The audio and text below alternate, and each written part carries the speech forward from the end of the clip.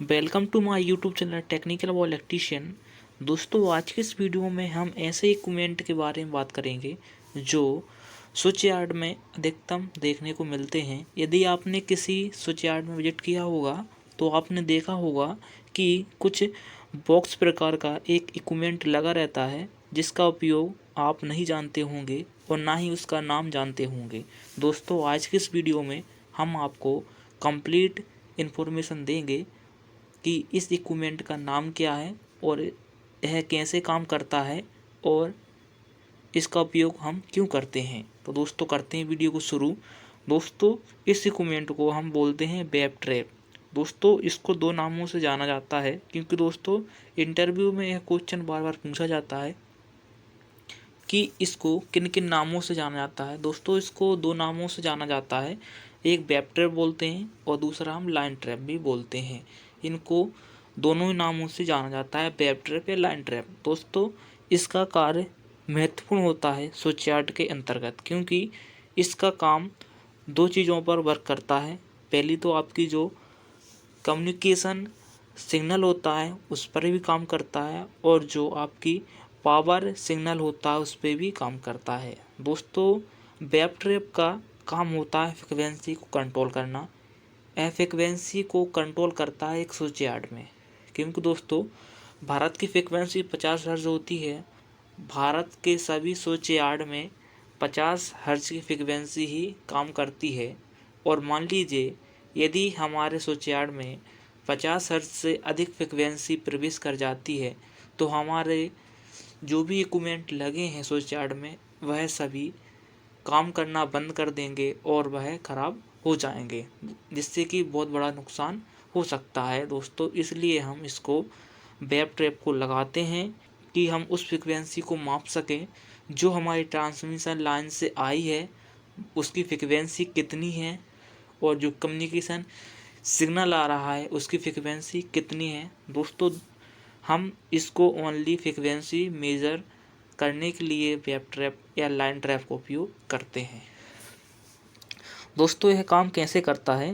दोस्तों, इसका सिंपल तरीका होता है, जो हमारी पावर सिग्नल आती है उसमें जितनी फ्रिक्वेंसी की ज़रूरत होती है उतनी ही यह अंदर आने देता है। यदि मान लीजिए 50 हर्ट्ज से अधिक फ्रिक्वेंसी आती है, दोस्तों इसका वर्किंग प्रिंसिपल होता है लो पास फिल्टर। दोस्तों, लो पास फिल्टर क्या होता है कि मान लीजिए यदि हमारे भारत में जो स्विच यार्ड होते हैं उनमें दोस्तों 50 हर्ट्ज की फ्रिक्वेंसी की रिक्वायरमेंट होती है। यदि इससे अधिक फ्रिक्वेंसी आती है तो दोस्तों हमारा web trap only low frequency को ही स्विच यार्ड में अंदर आने देगा। मान लीजिए 50 हर्ट्ज से अधिक आती है तो यह 50 हर्ट्ज तक ही हमारी फ्रिक्वेंसी स्विच यार्ड में आने देगा। इससे अधिक फ्रिक्वेंसी को यह ब्लॉक कर देगा, लो फ्रिक्वेंसी को आने देगा। और दोस्तों, उसी प्रकार जो हमारी ट्रांसमिशन लाइन होती है, जो कंडक्टर होते हैं दोस्तों, उसी के माध्यम से हम कम्युनिकेशन करते हैं। दोस्तों, दो पावर हाउस या स्विच यार्ड आपस में कम्युनिकेट होते हैं। दोस्तों, कम्युनिकेट करने के लिए हम ट्रांसमिशन लाइन से ही कम्युनिकेट कर लेते हैं आपस में दो पावर हाउस, क्योंकि दोस्तों अलग से हम केबल या किसी प्रकार का सिस्टम नहीं लगाते हैं कि हम अलग अलग से कम्युनिकेट करें। दोस्तों, जो ट्रांसमिशन लाइन होती है उसी के माध्यम से हम कम्युनिकेट कर पाते हैं। और दोस्तों, जो कम्युनिकेट होता है, जो हमारी कम्युनिकेशन सिग्नल होता है दोस्तों, उसको भी मेजर करता है हमारा वेब ट्रैप। वेब ट्रैप का हमारा दो काम होता है, एक तो जो पावर सिग्नल आपकी जो सप्लाई आ रहा है उसको मेजर करता है और नेक्स्ट जो आपकी कम्युनिकेशन सिग्नल आ रहा है उसको भी मेजर करता है। क्योंकि दोस्तों जो कम्युनिकेशन होता है, जो कम्युनिकेशन सिग्नल होता है उसकी फ्रिक्वेंसी अधिक होती है 3 किलो हर्ट्ज से 800 किलो हर्ट्ज तक इसकी फ्रिक्वेंसी होती है, जो कि अधिक होती है, बहुत अधिक होती है। और जो कि नॉर्मली हमारी भारत की फ्रिक्वेंसी 50 हर्ट्ज होती है।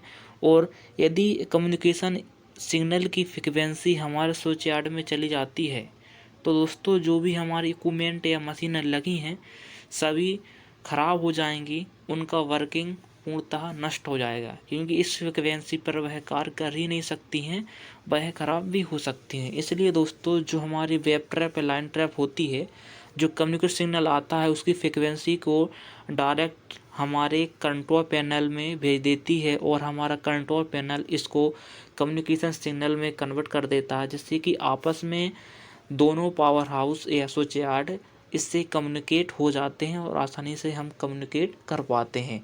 और दोस्तों, यदि आपसे किसी इंटरव्यू या एग्ज़ाम में पूछा जाता है कि वेब ट्रैप और लैंड ट्रैप का काम क्या होता है, दोस्तों आप आसानी से कह सकते हैं कि हमारे वेब ट्रैप और लैंड ट्रैप का काम इतना ही होता है कि जो हमारे स्विच यार्ड में फ्रिक्वेंसी आती है ट्रांसमिशन लाइन से उसको मेजर करना होता है, और साथ ही जो हमारे आपस में सब स्टेशन कम्युनिकेट होते हैं, जो हमारा कम्युनिकेशन सिग्नल आता है उसको जो फ्रिक्वेंसी रहती है उसको कंट्रोल करता है और डायरेक्टली हमारे पैनल में भेज देता है, और उससे आप आपस में दोनों पावर हाउस कम्युनिकेट हो सकते हैं।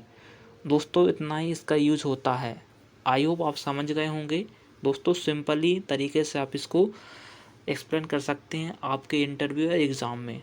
दोस्तों, आशा करता हूँ आपके सभी कॉन्सेप्ट इसमें क्लियर हो चुके हैं, और यदि आपको कुछ डाउट होता है तो आप कमेंट कर देंगे, हम उसका सॉल्यूशन नेक्स्ट वीडियो में कवर कर लेंगे। और दोस्तों, ऐसे ही नोटिफिकेशन, ऐसे ही टेक्निकल वीडियो प्राप्त करने के लिए आप हमारे चैनल को सब्सक्राइब भी कर सकते हैं तथा बेल आइकन प्रेस भी कर लेंगे, जिससे कि नेक्स्ट वीडियो का अपडेट आपको मिल सके और आप ऐसे ही नोटिफिकेशन प्राप्त कर सकें।